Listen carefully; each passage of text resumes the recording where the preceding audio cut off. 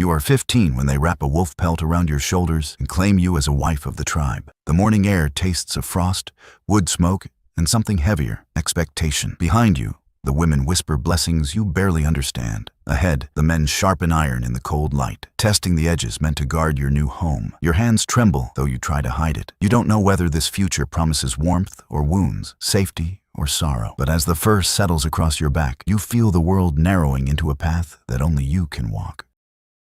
You enter his shelter before sunrise. The air inside tastes of smoke, wet fur, and the kind of cold that settles in bones. No one greets you.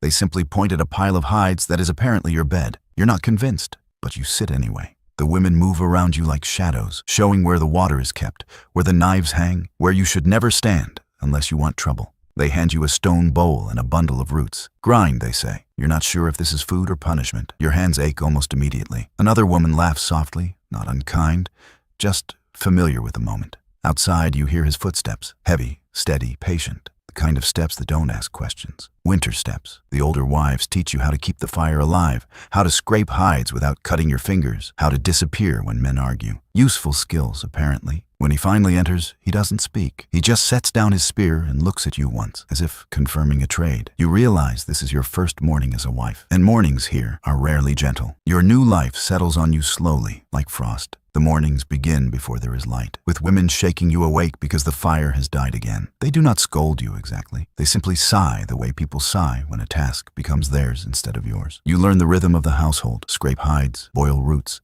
mend tears and clothing you did not tear. The knives are always dull, the water always cold, and the smoke always rising in the wrong direction. You start to wonder if the house itself dislikes you. The other wives are not cruel, just busy. They teach you how to stretch a deerskin without ripping it, how to judge when a pot is almost burned but not ruined, and how to avoid your husband's temper by listening to the tone of his boots. Nights are quieter, not gentle, just quieter. He sleeps heavily, like someone used to battle. You lie awake counting the cracks in the beams above you, pretending each one is a road you might have taken instead. Still, some moments feel almost warm. A shared cup of broth, a rare smile from another wife, the way your hands stop trembling when you work. It isn't happiness, but it's something that keeps you moving into the next morning. Years pass without announcing themselves. One winter you realize your hands no longer shake when you hold a blade for scraping, and the women ask you, not the others, to judge when the meat is ready. The cold still bites, but it bites everyone. And somehow that makes it easier. Your children grow quickly, the way northern children do. Tough, loud, and always coated in a thin layer of smoke. You teach them how to mend boots,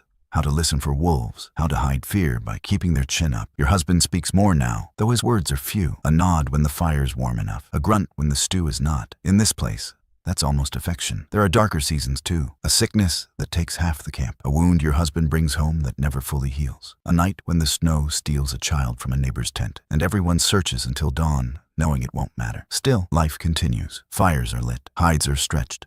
Children grow into adults who look too much like the people you once feared. And one morning, you see a new girl kneeling before the elders, wrapped in a wolf pelt that slips from her shoulders. You know the look in her eyes. You wore it once.